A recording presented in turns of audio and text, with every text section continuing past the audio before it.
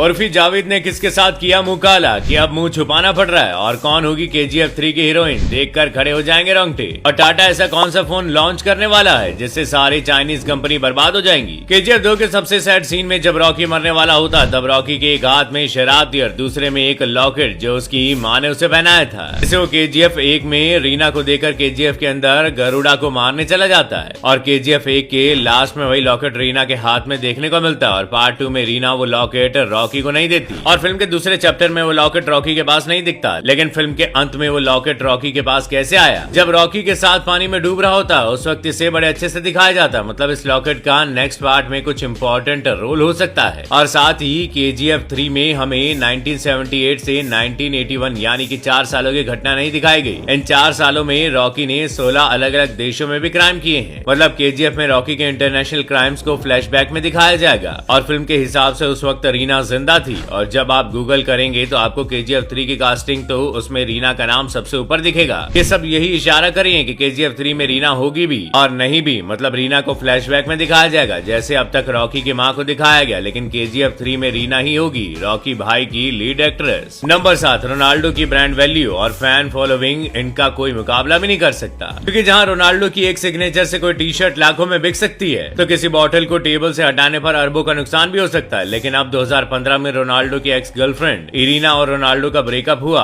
तब इरीना ने अपने इंस्टा फैन से कहा कि अगर आप मुझे सिर्फ इसलिए जानते हैं कि मैं रोनाल्डो की गर्लफ्रेंड हूँ तो मुझे अनफॉलो कर दीजिए। और आप यकीन नहीं करेंगे, इरीना को अगले 24 घंटों में 11 लाख लोगों ने अनफॉलो कर दिया। ये साबित करता है कि फैन फॉलोइंग तो सबकी है पर रोनाल्डो जैसी किसी के नहीं। नंबर 6, ब्रिटेन की महारानी एलिजाबेथ II के निधन के बाद कोहिनूर हीरे को इंडिया वापस लाने की मांग जोरों पर है। 110.6 कैरेट के इस कोहिनूर हीरे को दुनिया का सबसे बड़ा हीरा माना जाता है और ऐसा कहा जाता है कि ये हीरा 14वीं सेंचुरी में आंध्र प्रदेश के एक खदान से मिला था। लेकिन भारत पर अंग्रेजों की हुकूमत के बाद 1849 में इस हीरे को ब्रिटेन की तत्कालीन महारानी विक्टोरिया को सौंप दिया गया और बाद में इसे शाही ताज में जड़वा दिया गया। लेकिन असल में ये कोहिनूर हीरा भारत की अमानत है जिसे भारत वापस लाना चाहिए। लेकिन ब्रिटेन इसका उल्टा करते हुए अपने नए राजा चार्ल्स III की पत्नी कैमिला को ये हीरा सौंपने वाला है। नंबर 5, टाटा चीन को बिजनेस के मामले में जबरदस्त टक्कर देने वाला है और ऐसी प्लानिंग है कि जिससे चीन के लिए खतरे की घंटी बज चुकी है। नमक से लेकर सॉफ्टवेयर बनाने वाली कंपनी टाटा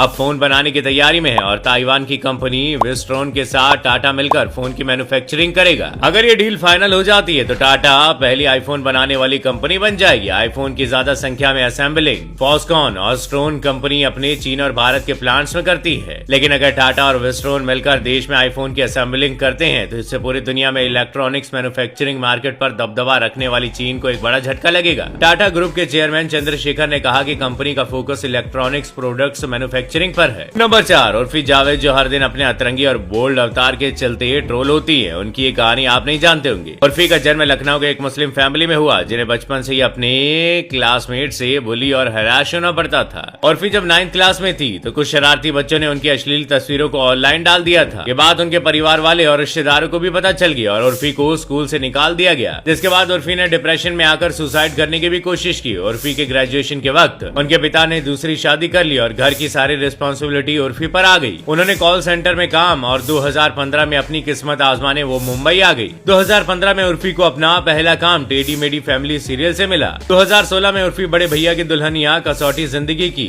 जैसे कई सीरियल्स में नजर आई, लेकिन अभी तक उन्हें खासा फेम नहीं मिला था और न ही ज्यादा लोग उन्हें जानते थे। उर्फी को असल पहचान और फेम मिला सोशल मीडिया से, जहां लोग इनके अजीबोगरीब और बोल्ड फैशन के चलते इन्हें जानने लगे। नंबर 3, दुनिया की सबसे ऊंची इमारत आज दुबई का बुर्ज खलीफा है जिसकी हाइट 830 मीटर है। लेकिन अब सवाल ये है कि इंसान धरती पर कितनी ऊंची इमारत बना सकता है, मतलब लिमिट क्या है? तो इसकी कोई लिमिट नहीं है, लेकिन अभी हमारे पास जो टेक्नोलॉजी और रिसोर्सेज हैं उस हिसाब से हम 4000 मीटर ऊंची इमारत बना सकते हैं जो बुर्ज खलीफा से 5 गुना ज्यादा ऊंची होगी, जिसकी बेस का डायमीटर 6 किलोमीटर होगा, जिसे बनाने में $1.4 ट्रिलियन का खर्चा आएगा और इस इमारत में एक साथ 10 लाख लोग रह सकेंगे। नंबर 2, इंडिया की पॉपुलेशन आज 138 करोड़ है और अगर भारत पाकिस्तान का बंटवारा नहीं होता तो पाकिस्तान और बांग्लादेश का पॉपुलेशन जो 22 करोड़ और 16 करोड़ है कुल मिलाकर 176 करोड़ होता और यूनाइटेड इंडिया आज दुनिया की सबसे पॉल्यूटेड कंट्री होती। आज चीन की दुनिया की सबसे बड़ी आर्मी होती जो 21 लाख, वहीं भारत के पास 14.5 लाख, पाकिस्तान के पास 6,40,000 और बांग्लादेश के पास 3,25,000, यानी टोटल 24 लाख से भी ज्यादा आर्मी के साथ यूनाइटेड इंडिया की आर्मी दुनिया की सबसे बड़ी आर्मी होती। जीडीपी की बात करें तो यूनाइटेड इंडिया का 5वां सबसे सबसे बड़ा इकोनॉमी होता। सबसे अहम बात, जम्मू और कश्मीर का जो विवाद है वो कभी होता ही नहीं जब से आर्टिकल 370 हटाया गया है। सरकार ने 9,000 करोड़ रुपए खर्च किए हैं जम्मू एंड कश्मीर पर। इसके अलावा पाकिस्तान भी ढेर सारा पैसा कश्मीर पर खर्च करता है। दोनों देशों के करोड़ों रुपए बचाए जा सकते थे जो युद्ध और हथियारों पर खर्च किए गए, और इन पैसों को अगर एजुकेशन, हेल्थ केयर, इंफ्रास्ट्रक्चर जैसी चीजों पर खर्च किया गया होता तो आज हमारा यूनाइटेड इंडिया कितना डेवलप होता। नंबर 1, बॉलीवुड को बाइकआउट से बचाने के लिए और लोगों को सिनेमा हॉल तक लाने के लिए मार यानी मल्टीप्लेक्स एसोसिएशन ऑफ इंडिया 16 सितंबर को नेशनल सिनेमा डे सेलिब्रेट करने वाला था, और जिसके चलते उस दिन सारे सिनेमा हॉल में टिकट का प्राइस 75 रुपए कर दिया गया। जैसे ही लोगों को ये बात पता चली तब लोगों ने टिकट बुक करना स्टार्ट कर दिया और 16 सितंबर का इंतजार करने लगे। लेकिन रणबीर कपूर की फिल्म ब्रह्मास्त्र ने EMI का पूरा प्लान बर्बाद कर दिया, जिसे देख EMI को नेशनल सिनेमा डे की तारीख बदलकर 23 करनी पड़ी ताकि टिकट की कम प्राइस के चलते नुकसान ना हो। क्या आपने भी इस प्राइस में टिकट बुक किया था?